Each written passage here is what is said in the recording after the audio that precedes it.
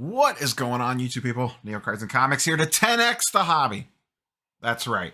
It is the Top Slash Fanatics Industry Summit going on this week. I was not fortunate enough to attend. I actually didn't even realize you could buy tickets to this. And just anyone can attend if they want to. But shout out to the Breaks at Watch the Breaks on Twitter. A pretty good Twitter follow for good old hobby content is there, and live tweeted the opening statement, whatever you want, from Fanatics CEO.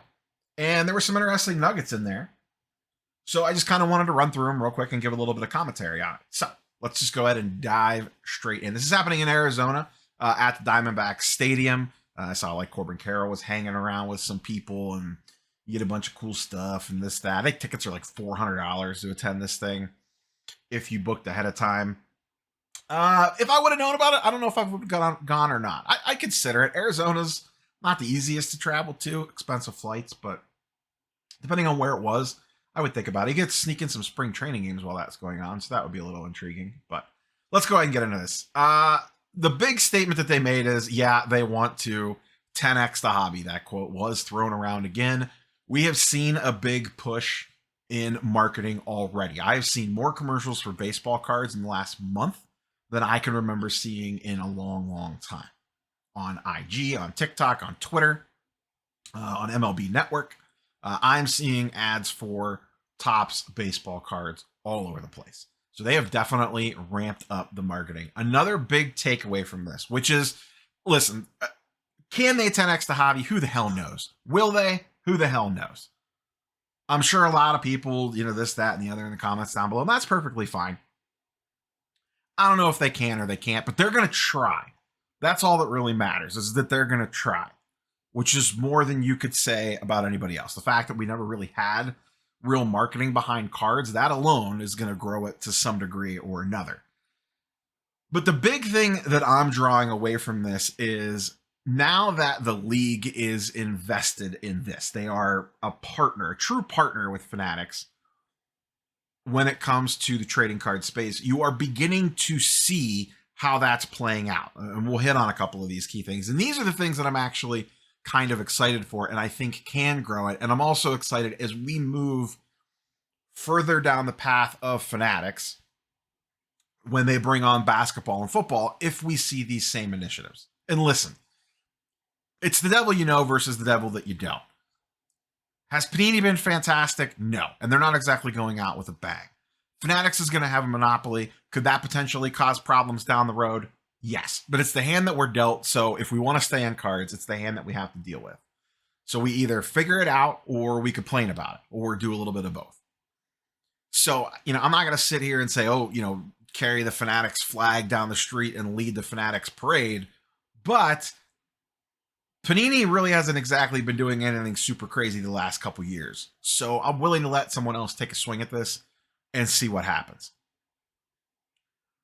So how are they getting the leagues and the players involved? Like I said, that was my main takeaway from this. They talk about improving customer service, improving quality control. Those are all things that we all know need to happen and in relatively should be easy fixes. Here's the first one. And this isn't a major thing for me as an adult collector, but I could see if I was a kid, this would probably be really cool.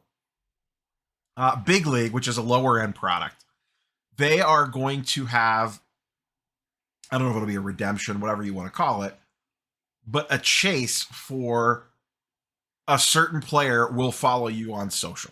Now, some people are going to scoff at that and be like, that's not a big deal. This is not, I see how kids react when, I'm not even talking like sports, just in general, when like a celebrity replies back to a tweet or likes a post that they made, in reply to that, whatever. Kids eat that stuff up. They love it a lot. Not every single kid, but a lot of kids really, really love that.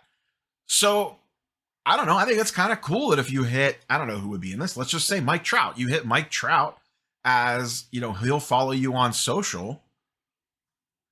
To me as a kid, that'd be freaking awesome. As an adult, sure, whatever. But as a kid, I think that would actually be pretty cool. That's something you've never seen before either. I like the innovation there. It's not a product geared for me personally. I don't think it's going to make, my PSA 10 slabs and sealed wax quintuple in value or anything like that. But it's a cool value add for kids, and it's something that hasn't been tried before. Maybe it falls flat on its face, but at least it's something cool and interesting. So we'll see how that works out.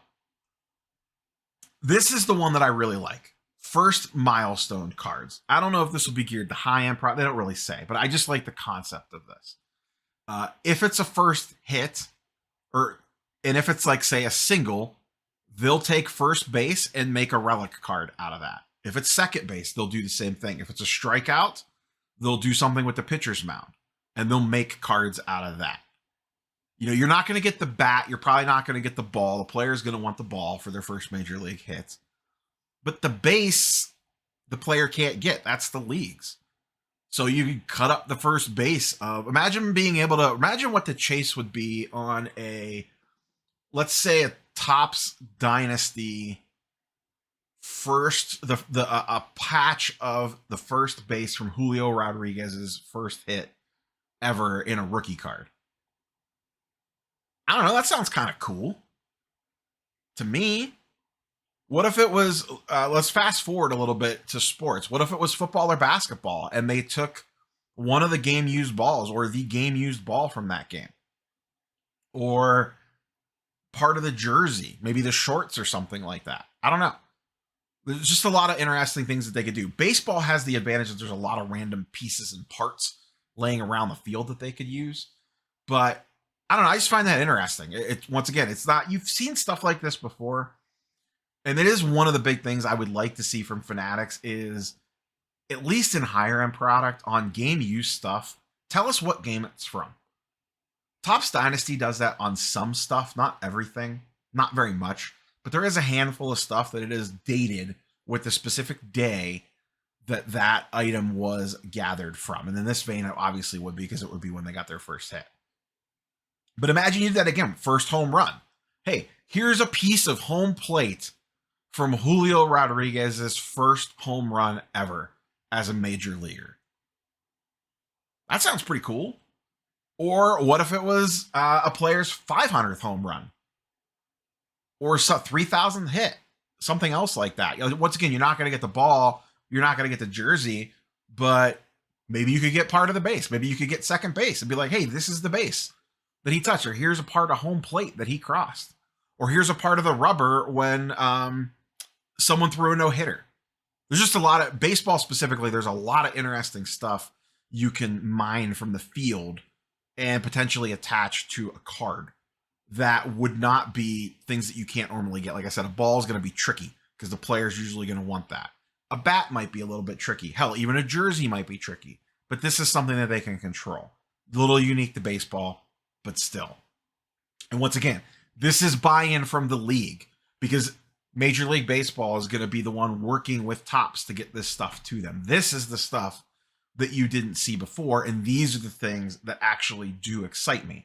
Because the leagues have buy-in, they have a vested interest to help make this product better, and this is one of the many ways that they can do it. They also talk about investing in Little League and bring in new collectors. Remember the word retrofractor. They talk about there's going to be some, where's it at? There's the 10 times the amount of collectors in the hobby. Consistent release schedule was top of the list. Better sell sheets and pre-release brief also touted. I'm going to take this a step further. I don't think they'll ever do this. Zero Cool does this. It's actually one of the really good things that Zero Cool does. I think, and maybe this will blow up in their face, but I think it would be at least worth trying. I think they should announce print runs and just say, hey, this is what we're doing.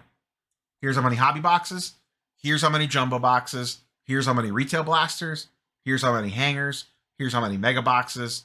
Here's how many on average, maybe it's not dead on perfect.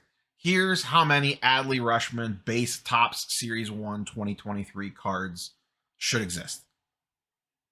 Give or take, 10% error on a number that big. I think they should release that stuff. I really do. At least number of boxes. I don't see any reason why they shouldn't be able to release that. Most of the stuff, Topps has pack odds, So you could kind of like reverse engineer the math. I know a lot of people do. Striker Breaks does some really good videos on that. Scotty B does a lot of good videos, kind of reverse engineering print runs on stuff. And you can get a general idea. It's not perfect, but it gives you a pretty decent idea of what's out there. So if we could reverse engineer the math, just tell us. Just tell us up front. I think that would be really, really good. And once again, consistent release dates, I think that would be really good too. What if we always knew that Topps Series 1 comes out on the same single day every single year, like clockwork? And then Topps Chrome comes out on the same day every single year, like clockwork. I think that would be really good. Look at what Panini is going through right now. They are still so far behind on products. Topps has actually managed to kind of like reset the schedule to a degree. It started to shift, but they've kind of realigned things. We're still getting some 2022 product. Don't get me wrong. But things seem to be swinging back in the better direction versus the worse direction on that. But, and once again, the telling us to print run things, that is not something they said that they're doing. That is something I would like to see them do. That is a wish that I have. Maybe I'll do a video about, things that I would like to see Fanatics do when it comes to the hobby. There was one other thing, and I don't know where it went, that they said basically one of the greatest product releases ever is getting announced later this month, but I can't find the tweet. I missed that it was right in front of my face. Within the next month, we will have the biggest product announcement in the history of trading cards. Now, what do we think that is? Any guesses? Leave them in the comments down below. Is this like a legit thing that it's actually going to be something crazy and cool, or is this like a troll? Like when they say the biggest product announcement in the history of trading cards, is it going to be a Julio Rodriguez card the size of a Honda Civic or something like that? And it's tongue in cheek. I don't know. We'll find out, I guess, within the next month. So by the end of March, sometime in March, we will see what that is. So just a few highlights, but I thought there was a couple of good things worth talking about there, specifically the way they're discussing the first milestone cards, the social media following, that sort of thing. That shows me that Major League Baseball is, at least for the time being, invested in this being a successful venture. And that is good to see.